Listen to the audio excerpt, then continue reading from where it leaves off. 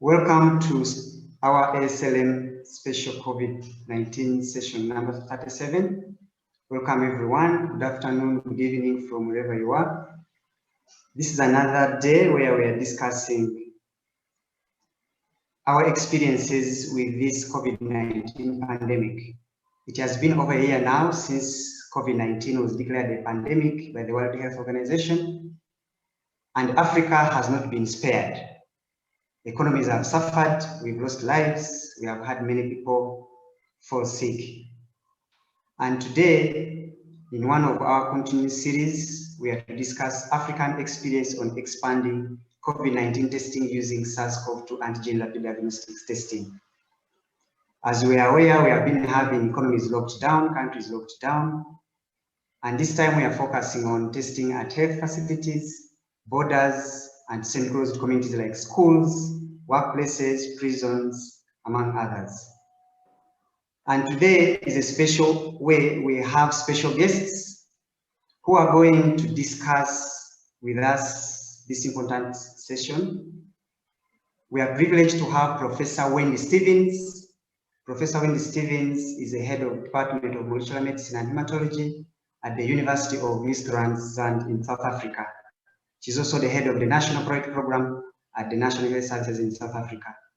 She's a specialist pathologist with over 25 years of experience working in hematological malignancies, TB, and HIV. And she uses this 25 years experience to dwell on the COVID-19 and pandemic to help us know how well we can work with the diagnostics. She has worked in several roles, helping in the evaluation of diagnostic kits, rollout of technological communication devices in South Africa and Zambia. And also we have Professor Leon Mutesa, who is the Director of Human Genetics of Medicine at Health Sciences in the University of Rwanda. He has experience in academia, research, health services, delivery, and currently is a PI in one of the NHI grants in Rwanda, where they are looking at cancers. We also have a very seasoned laboratory professional by the name of Dr. Anthony, who is a senior technical laboratory advisor at the Nigerian Center for Disease Control. He has done a lot of work, worked with AFNet, and brings that experience to share with us the experiences from Nigeria. And ladies and gentlemen, we have a guest moderator, Renu Gade, who is a senior advisor at the Clinical Health Access Initiative, CHI. She's also an ASLM board member. We are excited and delighted to have a moderator of her caliber to be part of this moderation and guide this moderation. And before we dwell into the session, we would like to remind ourselves that this is a 1-hour session, and we will have, in case you have any questions, any clarifications to make, please feel free to post your questions, your comments, your requests into the chat box. At this point, we would like to appreciate all the partners who have made this possible. Renu Gade to go ahead and start the session. Thank you very much and welcome. Renuka, welcome. Thank you, Silva, and thank you, ASLM, for the amazing sessions that you have that continue to shine the light on the latest and force action on the continent of Africa and the globe. So thank you for that. Before I invite the panelists, I just want to make a few comments. It wasn't too long ago that the head of US CDC in a recent announcement cautioned that there is still a high level of concern as the COVID numbers are leveling off, but at a very high level. WHO followed with a statement to say that they're seeing an increase in rise of numbers in some countries, an increase in the variants after several weeks of flat reporting. So all this to say that this virus has shown us that it can and will rebound if we lose our focus or sense of urgency, which brings us right to the topic of today's discussion, on the need to continue testing for COVID and using new ways of testing because this should be deemed a public health priority. Now, we should all be excited, and rightly so, that the vaccination is on the horizon, and we should expect that we would all be free of COVID, and dream of that dream. But vaccination is neither simultaneous nor instantaneous. So it does take time. And in the meanwhile, there is no time to lose. We need to test, isolate, and practice all the necessary infection control measures. Now, why COVID-19 is particularly tricky, as we all know, we've been hearing about this for the whole year now, but data has shown us that 30% of those who have COVID do not show symptoms. They are asymptomatic. Now, asymptomatic patients can have a high viral load and are as infectious and can transmit the virus from patient to patient. And therefore, the way we test and the approach to testing must be revisited. The traditional infection control way of testing symptomatic patients, diagnosing patient at a time, just won't work in this situation. This is why even WHO, along with their messages on physical distancing, wearing masks, hand hygiene, also states that antigen tests particularly can be used for testing asymptomatic populations. So arguably, there needs to be a change in the mindset to take a population and a public health view for testing, as opposed to the mindset again of just testing, diagnosing individual patients. Both are important and no test is perfect. But at this point in time, in order to break the chain of transmission and interrupt transmission and isolate, we need to test. Now, we're fortunate that we have access to rapid tests, affordable, great performance that can deliver results in 15 minutes or so that you can actually use to isolate and interrupt that transmission chain. A lot of discussion and debate, but today I'd like to really say, is that working? Are countries able to use these rapid tests? What is the data showing? It's not a hypothesis based on a lab-based exercise, but what's happening in real life. That's what I want to shine the light on, and I want our audiences to please take advantage, ask a lot of questions to our esteemed panelists. So let me start with maybe Tony, you from Nigeria. Nigeria, the most populous country. I don't know how many would have traveled to Nigeria or not. Describe what's going on in Nigeria for us, often in the news, but also have you used antigen testing in Nigeria? If so, in what use case? Can you talk about that, Tony, first? Yes, moderator. Yeah, we've been using rapid antigen test in Nigeria for some time. Especially after the release of emergency use listing by the WHO. So that's when we started applying rapid diagnostic tests in our system. Over to you. So would you want to tell us what have you found? Where did you use the rapid test? Would you want to tell us some data and detail about it? Over to you for making a presentation. Okay, thank you. Again, thank you to colleagues. Thank you to everybody who is listening. It's an honor to be presenting, and thank you, moderator. If you allow me share my slide so that you can follow as I discuss this.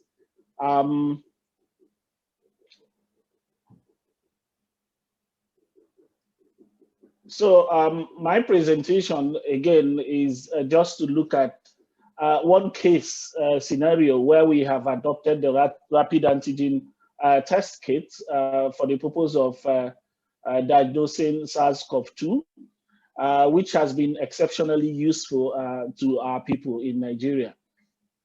If you, like was asked, for those of us who know Nigeria very well, is a very, very populous African country within the West African sub-region.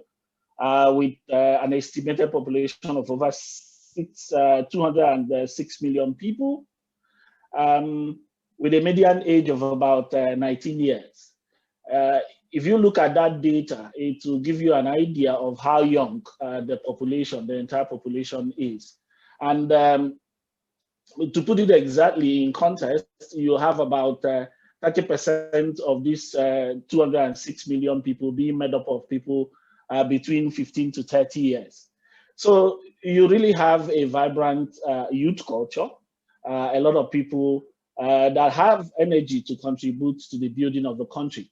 And one of the ways the Nigerian government, in terms of policy, has been able to use this bubbling youth population to help our country is through setting up what we know in Nigeria as the National Youth Service Corps. This is a scheme that was created just to encourage the development of common ties. And the simple thing about it is that after graduation, you have a mandatory one-year program in which you have to leave your state and then go and do a kind of social service in another state of the country. And this has actually worked very well in integrating the large ethnic, numerous ethnic groups in the country, and making sure that for once people are able to know their country, which has helped keep the youths in Nigeria occupied. At least a reasonable percentage of them came under threat within the COVID lockdown. First and foremost, we had our first case in Nigeria on the 27th of February 2020. And by the 30th of March, which was a month later, the government began the lockdown using the major cities of Lagos, Port Harcourt, and Kano and Kaduna. And following that, as the infection spread towards the community, there was also a complete lockdown where, like many countries in the globe, things weren't, people were actually requested to stay indoors, and there weren't a lot of social activities. So within this period, it was evident that the youth were a lot more restive. And when we had the opportunity of decreasing the numbers through our response, and then started easing the lockdown, there was this initiative to quickly engage the youths once more in a system that will guarantee that they are much more useful to themselves and useful to the country. And to do this, one of the Apex programs that was considered in helping bring the youths back to work was the National Youth Service. Again, you will recall that because of the lockdown, a lot of people who had graduated could not come to do their mandatory one-year service, which is very, very necessary before you can even engage in work within Nigeria after graduation. So to get this done, this is where the whole idea of the usefulness of antigen rapid test kits came into play. Nigeria Center for Disease Control, that has the responsibility of keeping Nigerians healthy, came in a discussion with the National Youth Service authorities. And then there was this plan, elaborate plan, to implement a safe opening of the National Youth Service camps. So part of the objective was just to make sure that the camps reopen, but that they reopen safe in a situation where infections are not transmitted within the camps. But the opening also helped us to serve some other useful needs. We also used the opening of the National Youth Service Camp to estimate the prevalence or positivity rate among this crop of youths in the country, because again, we would expect that people who had just graduated in the country will belong to a certain age bracket. And then thirdly, the rapid test kits that we used within this period were the 2 rapid test kits that had just received emergency use listing from WHO. So we also had to use this opportunity to do an operational research model to just look at the attributes of these rapid test kits in terms of specificity and sensitivity. But focusing again on the whole issue of being able to test a lot of youths who are actually congregating at some point, and being able to safely engage them in the National Youth Service. So each of the camps that we had, of course, every state had a camp, like I did mention, and through planning, we initially had 200 COP members report every day for 4 days. So each of the camps had about 800 young people who had come in. And within those very 4 days, they were doing their registration. Part of the registration involved a quick use of rapid test kits to check what is a SARS-CoV-2 status of that individual. This I am projecting here is just a simple chart that was developed to show the algorithm we use to look at our core members in each of the sites as they were registering. Those who were actually positive, we needed to reconfirm them again as part of our processes, reconfirm them using PCR. And at some point, if that was positive, they were now sent into isolation and handed over to the state to continue the process of care and treatment. But for those who were negative, they actually went into camp proper, where they stayed about 3 to 4 weeks, doing some preliminary trainings with their colleagues. But our testing simply didn't stop with those who were getting into camp. We also tested them at some point when they were in camp, because we thought about this as a surveillance system. The facts remain that there is a possibility of some level of seroconversion at some point during the 3 to 4 weeks in camp. So the process was set up to make sure that during that period, that any person who presented with symptoms was also tested. And again, the positive people were taken into care, and then a bit of contact tracing and all that for a retest, just to make sure that any person who develops symptoms in camp and is found positive doesn't leave a lot of people who have had contacts even in the camp as we take the person into care. So this was an elaborate process. I mean, in describing it, it looks a bit simple, but it was well thought out because there were all other issues around making sure that we maintained the social distancing and other controls inside the camp that were relative to infection prevention and control. So all those things we are taking care of. And in terms of data, these are some of the findings we had during the camp that also helped us in terms of making policies going forward in terms of our response. So here I put out a data that just looks at RDT positivity among the NYSC members by state. Like I said, we have 36 states plus the Federal Capital Territory. And this is a data that is coming for batch A and B.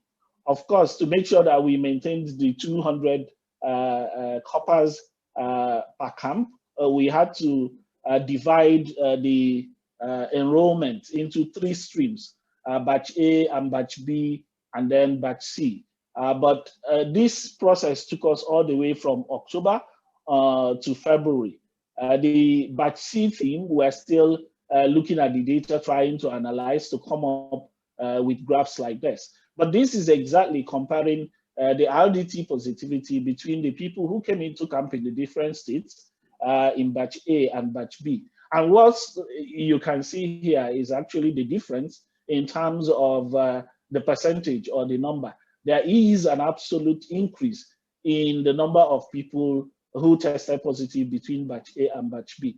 And again, this also coincides, the batch B intake of core members coincides with the period when we were actually starting our second wave. So this also was an indication of what was about to happen in country.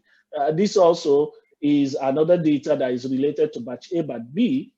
We just didn't look at the numbers in terms of the persons. We also did a percentage positivity rate to just make sure that really this is an actual increase in terms of positive numbers. Again, the third set of data I'm just putting out also just gives us an idea of the total number of people who we are tested within the 3 streams. The first stream, or batch A, we had 29,580 young people tested across the country in the camps. For stream 2, we had 35,419, and then stream 3, we had 33,319. Again, data here shows their positivity rate across the different streams. And except, again, like I said, we're still looking at data.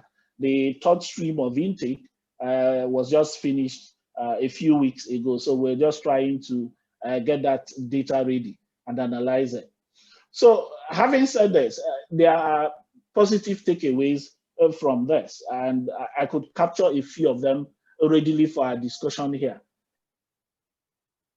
You know, this is fantastic, because what is striking to me is how thoughtful your approach was to target the energy of the youth, to keep them occupied, to bring them back to what they ought to be doing, training so that they can be employed, and use testing. And I was impressed by the comments that you made, testing for looking at prevalence, but also as a surveillance, because the youth was coming from all across the country. That's the understanding I have. So this is fantastic. And even your slide, which talks about testing with antigen and then triaging that with PCR, I guess you see that you have really been able to capture so many who would have otherwise either gone missed or would have been in that chain for spreading transmission. So I'm just very curious, very quickly, before we go to the next speaker, I want to ask you a question. It seems simple, but you said it wasn't, and we get that. But were these people who were tested, were they health workers? Did they get training? How easy was it? Just a very quick reaction to that question would be great. Yeah, we had NYSC members who were already in camp doing, who were already in the States serving 1 year. So we chose the health workers, the medical students who had just graduated, and trained them across the state to help us test the incoming youth corps members. So this was what we did. They were mainly new graduates from the health institutes and the health colleges within the country who were used. Over to you. And do you think you've done this in the use case here with youth? What is the thinking within Nigeria? Do you think you want to take it to other use cases? What are the plans that you have on mind?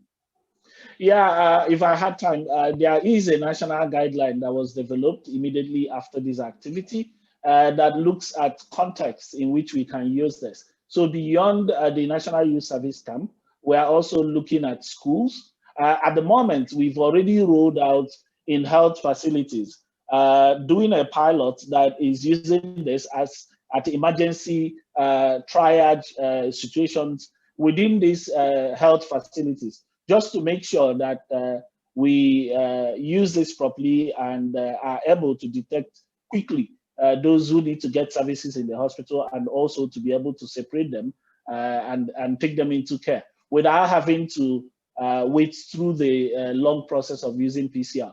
So that is ongoing in terms of the rollout at the facilities, but we are also looking at schools, we are looking at correctional facilities. These are all closed systems or semi-closed systems where our guideline has described the use of RDT. Over to you. Thank you so much. Really good that you're taking the experience and now want to expand the thinking. Let me move to Wendy. Wendy, I want to first congratulate South Africa for the excellent diagnostic capability that the country has, because of which you were able to not only identify the variant, but also provide information that this is a variant of concern. Describe to us the current situation in South Africa, what is going on with COVID, but how then is South Africa using testing to combat the situation? Over to you, Wendy.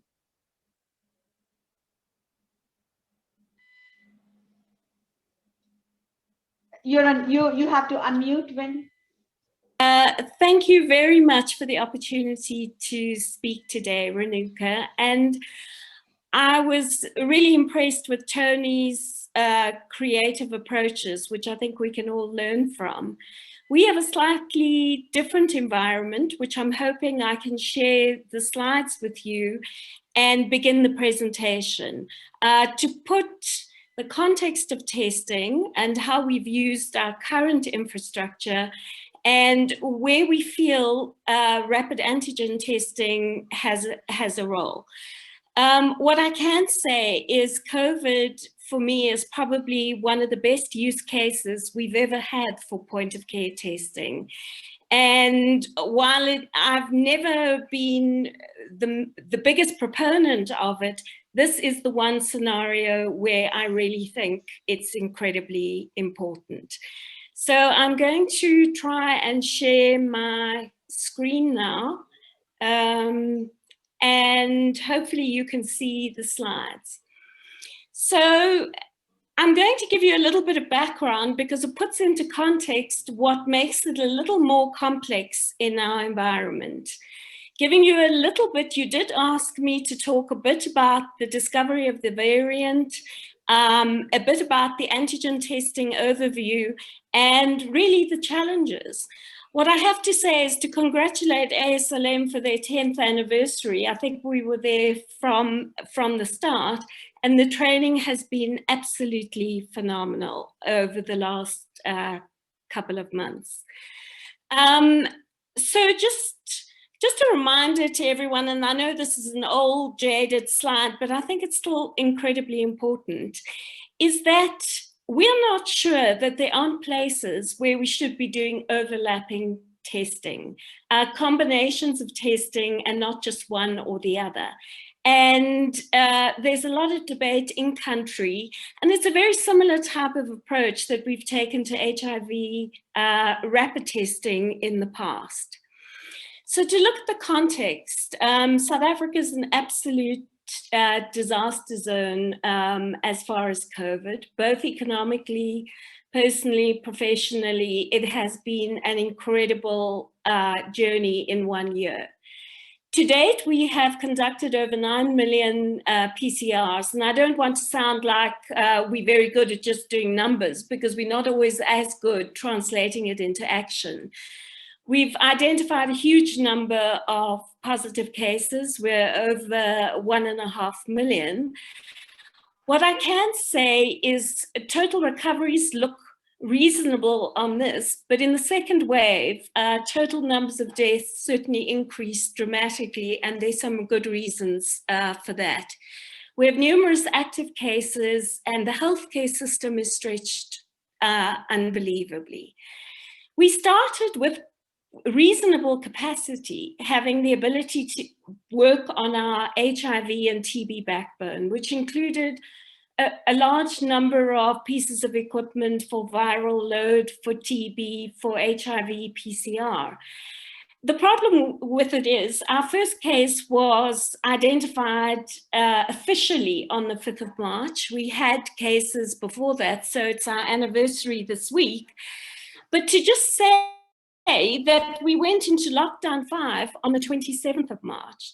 So the best laid plans for getting in supplies was really not that good. What we did do, however, is very quickly develop rapid assessment tools to be able to expand our capacity to academic centers funded by the MRC, private laboratories, and several other tertiary laboratories, expanding our footprint quite dramatically, quite quickly. But if you have a look at the testing landscape, I mean, when we were given the problem of validations in April of last year, and you can just see the number of assays in the landscape that we needed to get through. In fact, it started with this funnel of a huge number of assays at the top, and at the bottom, very few fell out meeting our requirements.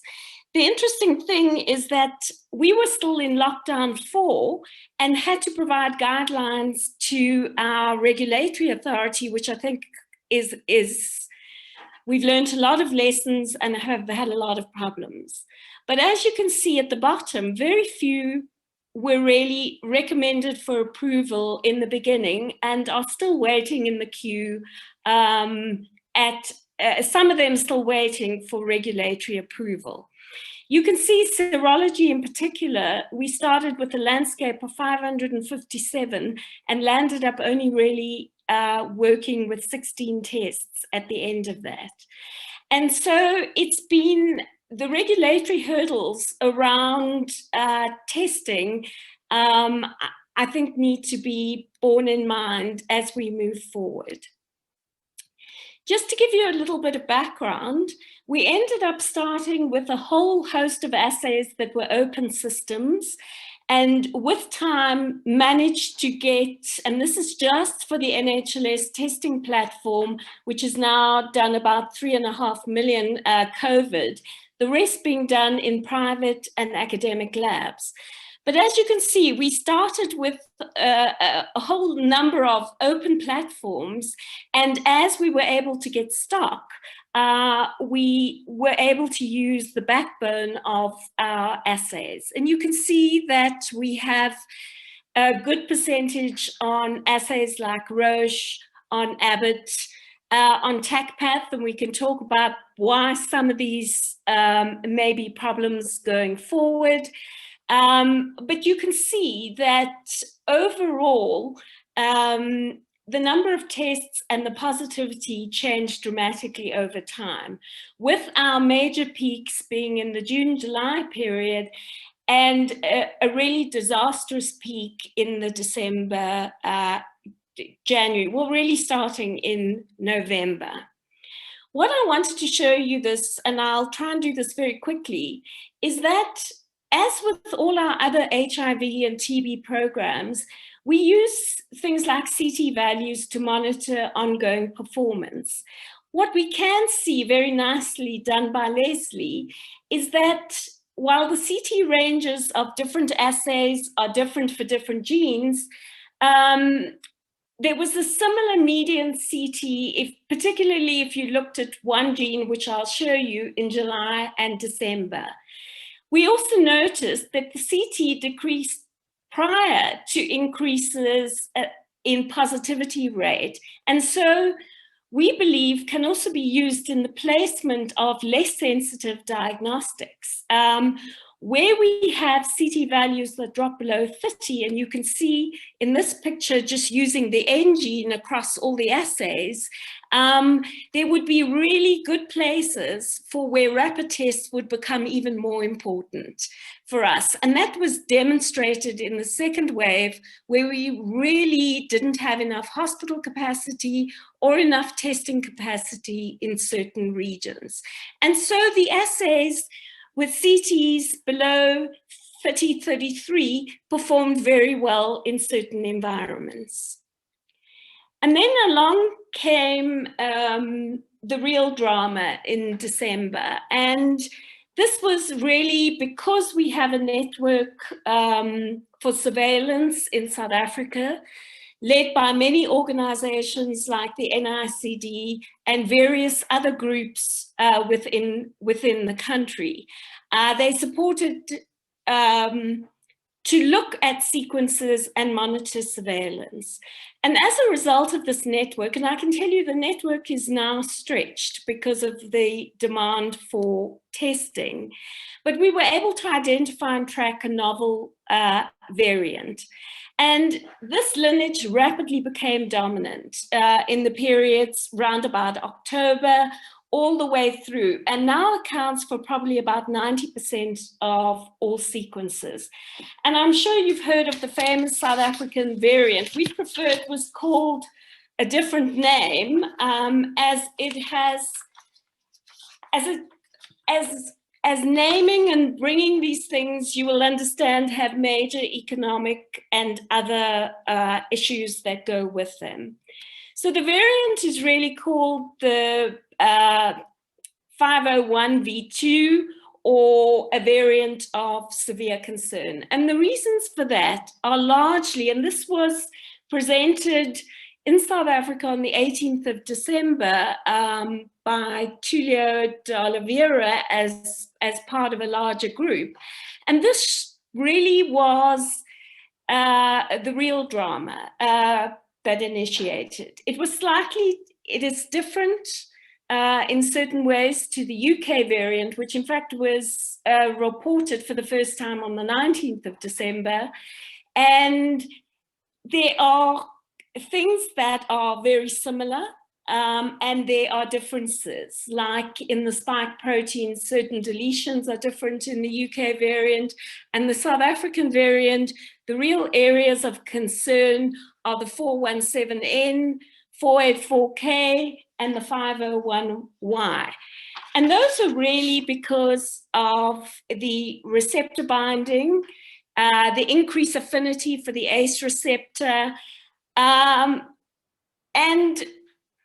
these are mutations that really have provided a great deal of trouble, not just for diagnostics, but for vaccines and for everything we do, really, as we move forward. And so this is just a reminder of where these mutations are, and I'm not going to go into detail, but there are serious concerns, and we have shown over time reduced efficacy to certain vaccines. We are concerned about certain diagnostic assays, particularly in the those that have the S gene or the particularly the S gene for molecular assays.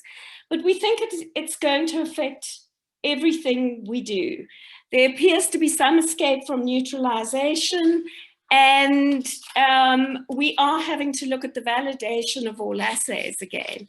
And now the question going forward is, these variants are going to appear and are going to be part of a continuous process. And how do we manage these from a regulatory point of view is really important. So I think just to get to some of the antigen testing, we know that the WHO has approved certain assays for use and have given defined specificities and sensitivities. What we can say in our environment is that we have been validating in two ways. We've been doing lab validations, but as you could see from the Nigeria program, and I will give you some of the data in the current program, it's really quite hard to do the validations from a material point of view, using residual clinical specimens.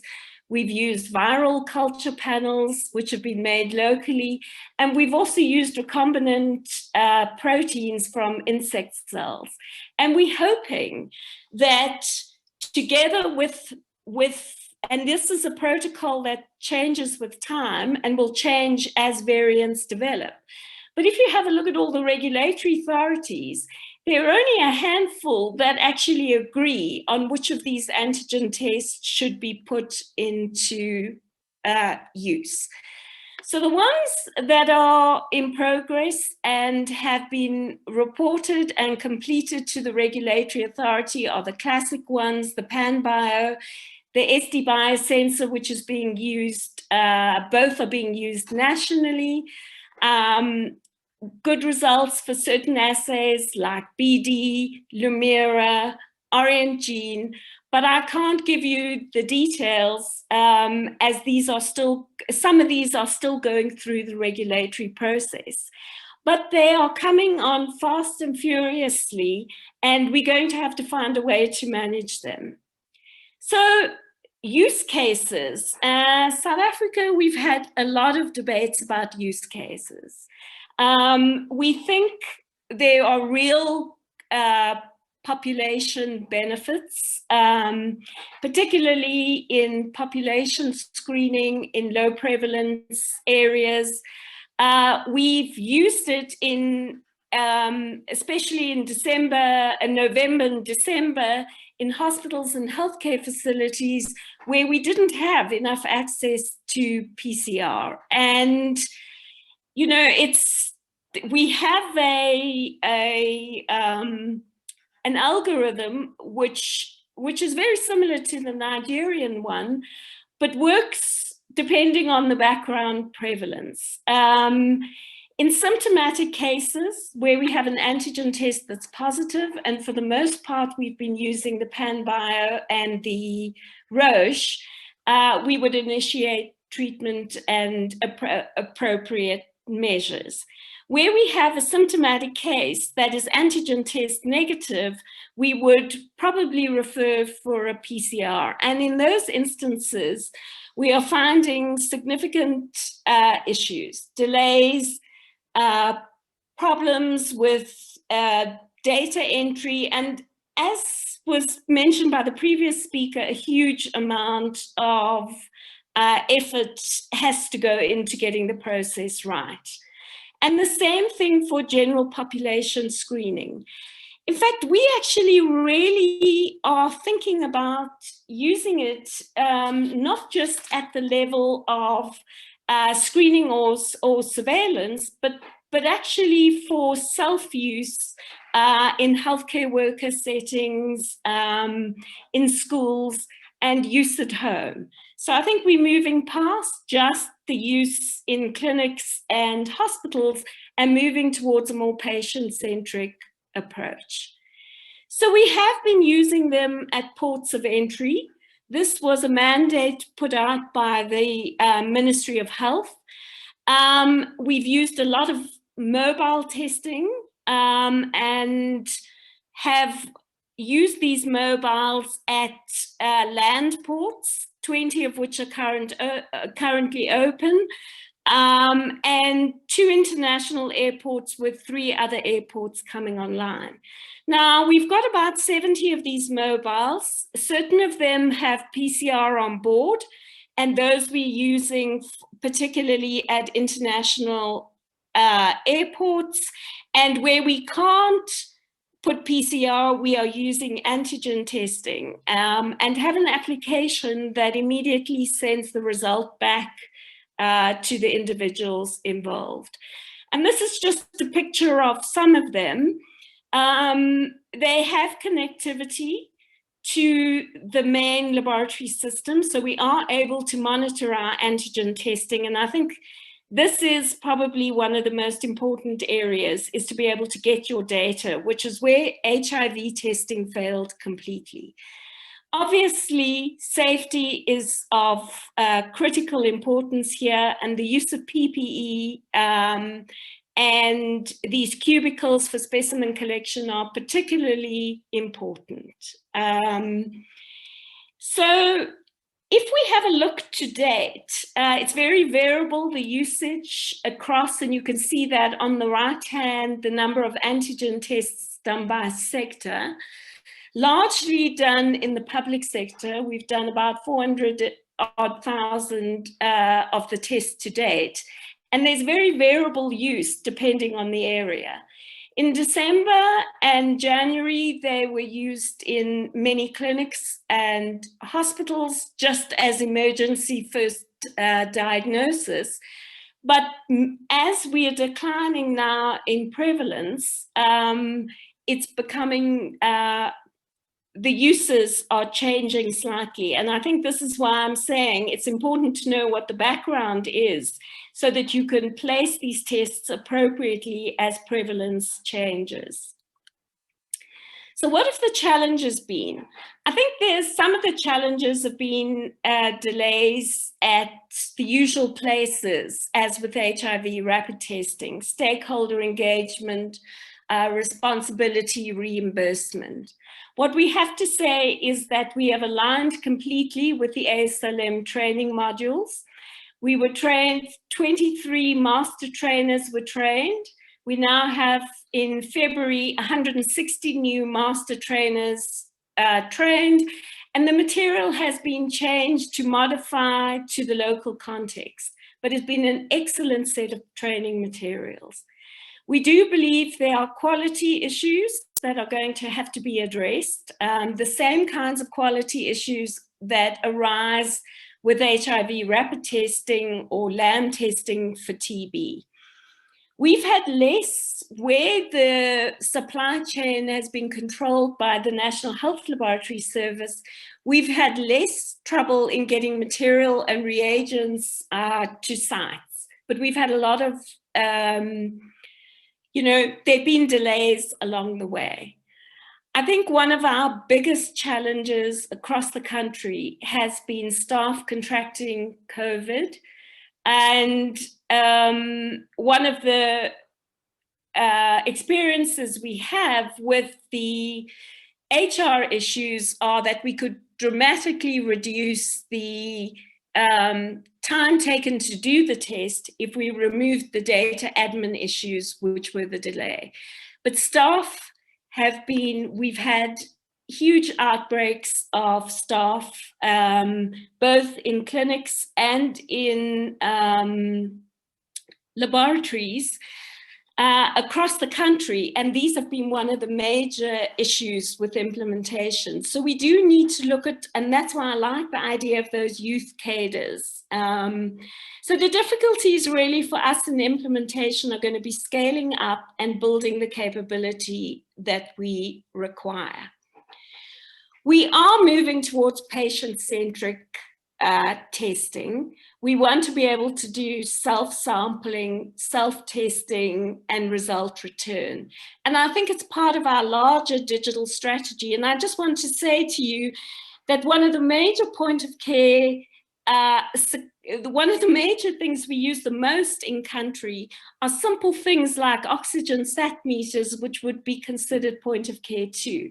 So what I'd like to say is that beyond the rapid test, there are other point of care tests that need to be included in this. The D-dimer, the troponin, the oxygen sat meter has saved many, many, many lives. And we think some of the readers will be exceptional for transferring data. And so the plan is to include this as part of our full data cycle to reduce the administrative burden. But self-testing is an area we certainly have projects ongoing with healthcare workers, with patients, and I think Leslie can give you a lot more details than I can on this. But for example, one of our digital products, eLabs, is already scaled for COVID in 1,500 facilities in South Africa and 900 in Zambia. So it's very easy to put this on the front end. So what do I think the future of testing is, and I'm going to stop here, is we've got to remain agile and flexible because we never know what stocks we're getting. And just remember that what it has affected is not just our rapid tests, but our whole lab system is affected by the ability to get in stock. We were able to rapidly expand testing through using public, private, and academic labs, all putting their data into one system. And I think that's really important. Where we have the downturn of the waves, we end up having spare capacity. So it's very difficult to do forecasting. And we think that extra capability can be used for other assays. We want to expand the point of care strategy to a better use case than just antigen rapid tests, but to include the others. And ongoing quality monitoring for these assays is going to be critical. And then reevaluation, I mean, we've just learned a really hard lesson with variants. We are uncertain whether the variant resulted in an increase in mortality because the healthcare system was suddenly overwhelmed. But we do know that viral loads, CT values go down, viral loads are higher, and transmission is likely to be really important. But I think the way we're moving in the future, which is what you asked me to say, is I would like to move a lot of this to patient-centric, own monitoring, own data, and for healthcare workers' safety, self-collection and self-testing. And I think I'm going to stop there, and there's really an enormous team that needs to be acknowledged. Sorry. Thank you, Wendy. And you know, you had so many nuggets of information, very powerful information in here.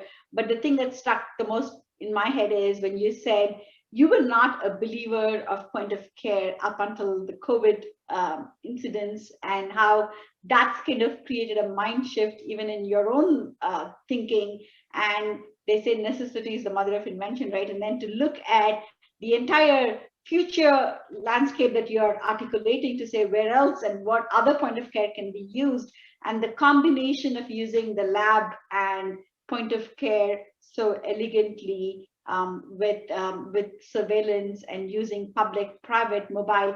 There's a ton of information here. We don't have that much time, unfortunately, and maybe going forward we'll have you know, a session for questions, perhaps only following up with this wonderful commentary. But there is a question from the audience. But before I go there, I want to request those who are on the webinar to please extend another 10 minutes if you can stay on, because we do want to hear Leon. He has equally compelling presentations, and we'll follow up with responding to your questions if we don't have time, but please plan an extra 10 to 15 minutes. But a question for you, Wendy, from one of the audience is, what would be the role of antigen and serology testing when vaccination is being rolled out? Can you quickly answer that before we move to the next speaker? Well, I think that's under investigation. We are fortunate that most of the antigen tests that we're working with are based on the N antigen. But, you know, we think it's going to be a combination of both antibody testing plus T-cell, that is, if you're talking about response. What has been thrown around locally is, if we have a shortage of vaccines, do we look for antibodies first and not give them vaccines? And the general consensus here is that we've got to get the vaccines done as quickly as possible. So the monitoring we're looking at right now, and there's a lot of work going on. And just to say to everyone that if you don't store your samples prospectively to do these evaluations, it is incredibly difficult. We were only able to do many of the validations because of prospective collection of samples. So vaccine storage and of samples and biorepositories is absolutely critical. How we use them, I'm still not sure we have all the answers. And we have a lot of tests that are not very good in the field. Right, and that's the antibody testing where the debate is on. The role of antigen testing, meanwhile, continues even with the rollout of vaccination, because you still need to know where your hotspots are. Exactly. So, okay, very good. So I'm going to just hold off other questions and transition to, last but not the least, to Professor Leon Mutesa from Rwanda. Arguably, Rwanda has been one country that's embraced aggressive testing from the very start. Tell us about this beautiful country. How did that approach happen? And what are the results that you're finding in your country, Leon? So, thank you very much, Renuka, for the opportunity to speak today about the Rwandan experience for SARS-CoV-2 testing. So just allow me to share some few slides for the interest of time. Yes, here we go. So, so I want just to highlight some of the overview for the implementation of the testing approach here in Rwanda. And then I'll be discussing our different approaches that we implemented here. And those we include pool testing, which is one of the innovations that we had in Rwanda, and of course the use of antigen testing. So as you see today, we are having this data on WHO dashboard and other dashboards because countries are testing and also reporting. Rwanda has been also doing so since March 14th last year when we got our first case. And the last 11 months, you can see we have reached a cumulative testing tests that we have done in our labs, over 1 million of cases that have been tested. And we have around 18,850 positive cases that have been identified within these samples, and unfortunately 261 deaths. But recently we have started to see an increase of cases during this, as you can see here on the figures, during this second wave, due to different reasons, maybe the new variants that now we have started just to identify, like South Africa it was also presenting. But it's also during this period that we started also to use the antigen testing also to control the COVID-19 infection here in Rwanda.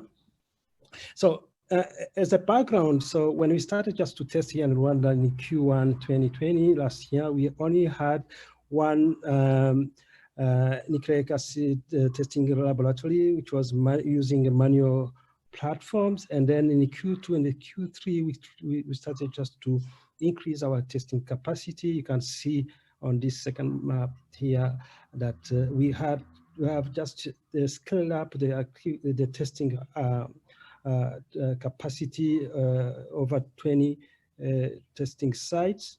And currently we have also introduced since last year in Q4 up to date, we have introduced the use of Antigen RDTs to support the PCR testing facilities that we have in countries. So we can see the coverage for testing in Rwanda is over 95% across the different districts of the country.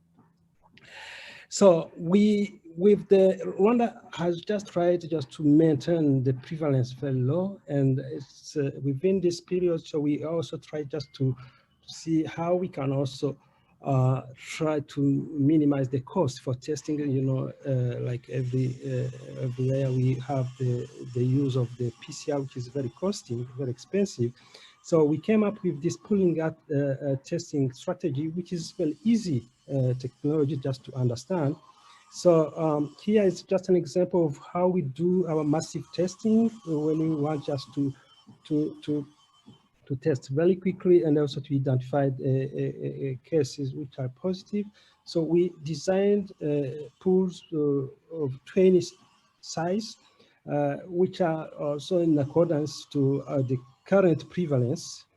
And when we get our pools after testing, we get the pools which are negative, can just quickly report the results. And when we identify some cases where we have the pools which are positive, that's where we retest one by one. And then this has allowed Rwanda to control the pandemic. And also to scale up, to decentralize the testing approach across the country. So we recently published this our testing approach in this journal. So, and then the pool testing has just showed double benefits for the country by minimizing the total number of the tests that were supposed to be very costly using the PCR, and also by maximizing the speed of the reporting, the testing, and also to reduce the viral spread, because it allows just the country to control and also to isolate the positive cases for treatment. And another advantage of this that I can say is just the use of this in mass gathering, and also especially at the airport. So we have just deployed this approach at the airport, where we require all passengers, arrival passengers who are coming with RT-PCR negative results, but we retest them using the pool testing. And then we can quickly save on the costs and also speed up the turnaround time for the results when we test this group. So having said this, Rwanda has started has registered 2 waves, as you can see here on the figure, in the right figure here. Sometimes around August, September, we start just to see the increase of cases, and recently we are January, February, we have also registered a 2nd wave. So then this shows that apart from the cluster that we used to see before, we have seen the spread of infection across the community, and then which was difficult just to control using the contact tracing, and this had an impact on the backlog of the samples, which increased significantly, and of course an impact on the turnaround time. So it's just during that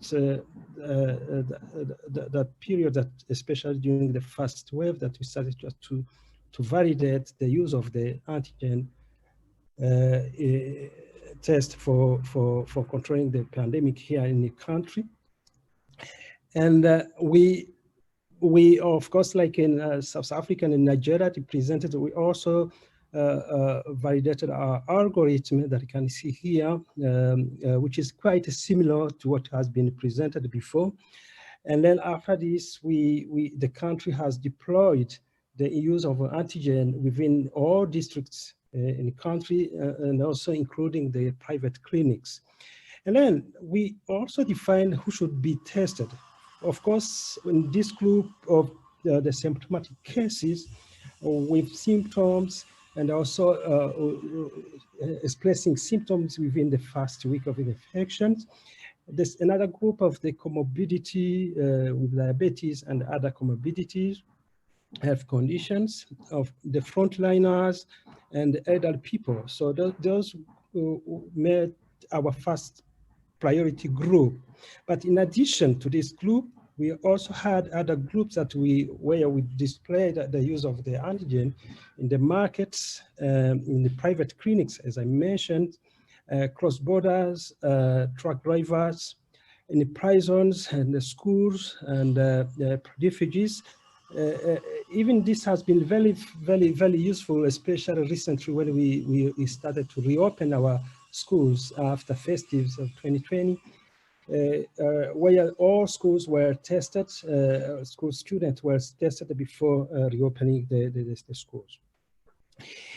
And then when you look at on this figure, so it shows just an overview of how the testing capacity has been increasing since we registered our first case on 14th March up to date. So you can see when you compare the first wave and the second wave, in first wave, we have really exhausted our capacity, testing capacity using the PCR, while in the second wave, we have increased and also added the use of the antigen just to comply on the testing in the country. So this figure shows very well since April last year and today. On the blue curves here shows that since we started just to use the antigen, we have seen that we decreased the cost. So this is a very nice figure that showing the cost effectiveness comparing to the use of the PCR and also the cost to be spent. So we were expected to spend more than 50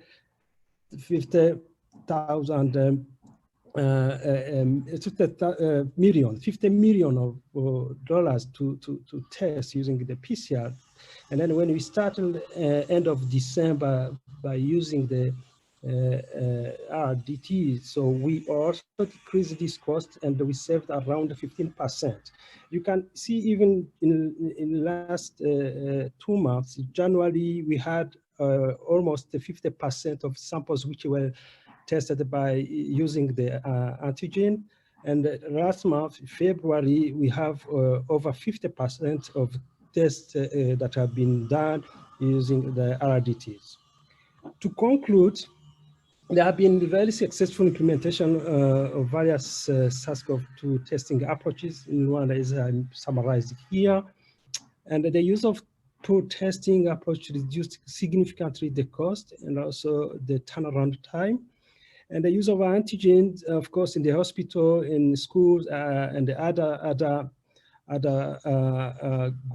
groups that I mentioned has an efficient and a timely diagnosis, and also cost reduction when you compare to the RT-PCR.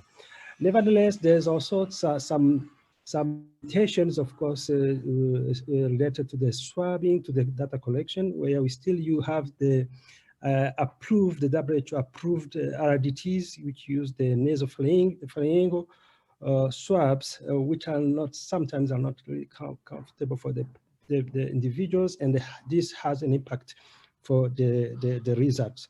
But hopefully there are some RDTs in the pipeline, like the Rwanda diagnostic, which will be using the nasal swabs for sample collection, and this will maybe reduce this impact, negative impact for the samples that we collect with this. I think I have to stop here, and if there's any question, I'll be happy just to answer this. Thank you so much. Yeah, thank you so much. So I have a couple of questions, and people are posing questions as well. So one is, it's so impressive to see the algorithms and to see in your algorithm talk about using testing at weddings and churches. I mean, all three presenters presented algorithm, but it's so nice to see the countries are defining the use case based on what they think the need is. So one question from our audience is, my concern with sample pooling, it says, is whether you're able to determine the lower limit of detection of the method used for this to really ascertain the true status of the pooled patients being positive. But I'd really like you to answer that question, but also to say, the fact that you're now using antigen testing even in airports, is that happening, or is that a shift that you're happening? Because you presented some excellent data on cost effectiveness without losing the benefit of the result, right? So can you address quickly the first question on pool testing, but elaborate on what you want to do also with the antigen testing? Wonderful. Thank you very much for the two questions. So for the pool testing, so we use the pool size of 20, but we have validated the different pool size to just not compromise the sensitivity of the viral load that we test. So of course we had to adapt this pool testing according to the prevalence. When we started just to see the increase of cases, of course we had to reduce our pool size, so which is obvious. So by the time there is an increase of the cases, also we decrease the pool size. That's number. And again, the use of the antigen was very helpful, especially during this increase of cases, because we have seen, so when we have high prevalence, it's not really recommended to use the pool testing, because you will be just having more pool size, which will be positive, and then you will need to repeat again. So yeah, that's what I can say on that. So then when you see the cost effectiveness comparing to the PCR and RDT, the use of RDTs, you can see we have been able to save around more than 7 million in the last two months and a half, which is really very significant because the antigen is very quick, easy to use, and also very quick for the results, but when you have a high sensitivity and a specificity. So our plan, of course, is just to strengthen the use of the antigen, especially in the groups that I mentioned, especially in the schools, in the markets, where we have mass gathering, and also in where we have events, like in the arena, where we have the events before meetings or before having some match. So this is in the pipeline. So the government of Rwanda is just planning to display or to scale up the use of the antigen in these groups.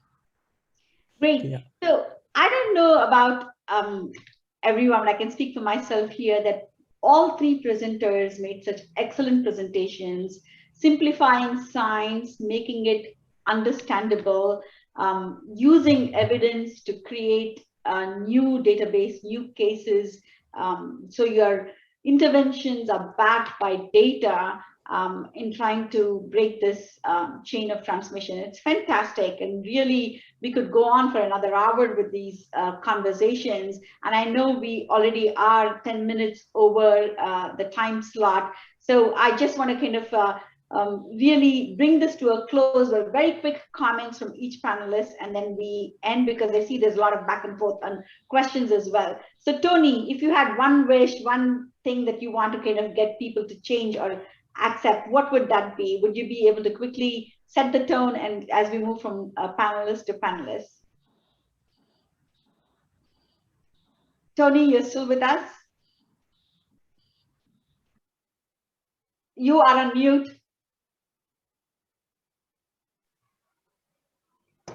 So Tony, you're on mute, but maybe we can't, yeah. Okay, thank you. Initially, you were not allowing me to unmute. So I'll just quickly say that during the last visit, Dr. Chikwe was, my DG was able to visit Wuhan at the beginning of this pandemic. And when he came back, he shared his experience. One thing actually caught my attention. He said China was able to do what they did at the beginning of this in terms of managing the pandemic, because a lot of the people listened to the government. So for me, my last take is this. We do have a lot of skepticism around our area. And now that we have RDTs, I think that skepticism should be let go of, and people should make themselves available, believe that there is COVID, don't doubt, and then make yourself available so that you can use this rapid test kits and know whether you are positive or not. That would be my take and my ask. Thank you. I find that fascinating. So the skepticism of the government can be overcome because you actually have a tool now. So believe in it is what I'm hearing you say because of the RDTs. Now, Wendy, your parting comment to the people who are listening. I know you've been engaging back and forth in the questions. So I think for me, a little bit of streamlining of regulation is required. I'd prefer that we had more science and less politics. And that I really, really think we should be moving more towards point of care in this scenario, and patient-centric and ownership of their own information. You know, we've even considered our healthcare workers testing themselves at home, and then not exposing other workers. So I really think there are many case scenarios, and I really like some of the ideas that have come up, you know, greater use of the youth. I think there's an enormous amount of experience to be gained from these sessions and from this group. Fantastic. And I think you actually paved the way perhaps for an idea that the next ASLM sessions or the upcoming sessions should focus on the regulatory barriers, but that's, you know, heard you give that shout out a couple of times, so we will make note of it. And empowering and getting a patient-centric approach, you know, what a nice message out there. Leon, your final comments. Thank you very much. Yes, what I can say is that I think I really thank you very much for organizing this platform where we can share the experience. But as you have seen, the trend of the COVID-19 all over the world. So nowadays, what is on fashion is just the identification of variants. And I know many countries, especially in African countries, they are not having this capacity to identify this. And I think the having experience, also sharing experience like South Africa with the capacity for genomic surveillance, it's really very good. And I'm sure some of these variants that have been presented here, they're also prevailing, are also circulating in our countries. And I would maybe make a suggestion or recommendation for the next talk, where we can have countries which are now sequencing, also to share the experience and also to see how we can have a kind of the collaboration for countries which are not having this capacity. Because the issue that we have seen, we know, for example, in Rwanda, we have our airplane, Rwanda going across the continent, and I'm sure this variant are circulating. So my suggestion would be that just to focus on this second wave of the variants being identified all over the world, and also to know what is happening on the African continent. Thank you very much. Fantastic. Again, so you've given another topic for ASLM to consider, and I'm sure the team from ASLM is actively listening, making notes, and they'll be back again with a response.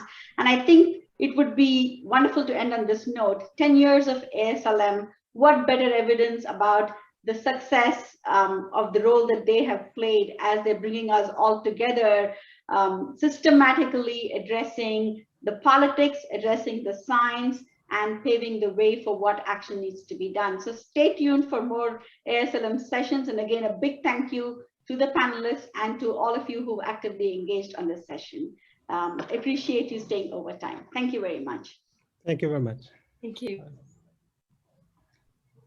Thank you, Renuka, and thank you, our panelists, for a job well done. I think there's no better way to celebrate our 10th anniversary than such a webinar. I'll pick some of the comments from the panelists, but maybe I'll pick one from Professor Wendy, where she says one of our future considerations is to remain agile and very flexible, because this pandemic is really agile. So we need to be flexible and listen to science. We would like to appreciate all our partners who have made this possible. Our moderator, you've done a good job. Thank you so much. And everyone who has put in time to attend this session. We say any comment that we have not been able to respond to, please visit our academy. We shall have the responses from the panelists and we shall post them. And feel free to get your certificates, download it using what is being projected on the screen. And please, everywhere you are, please stay safe. God bless you until we meet again in our next call. Best of luck and bye-bye. Thank you so much.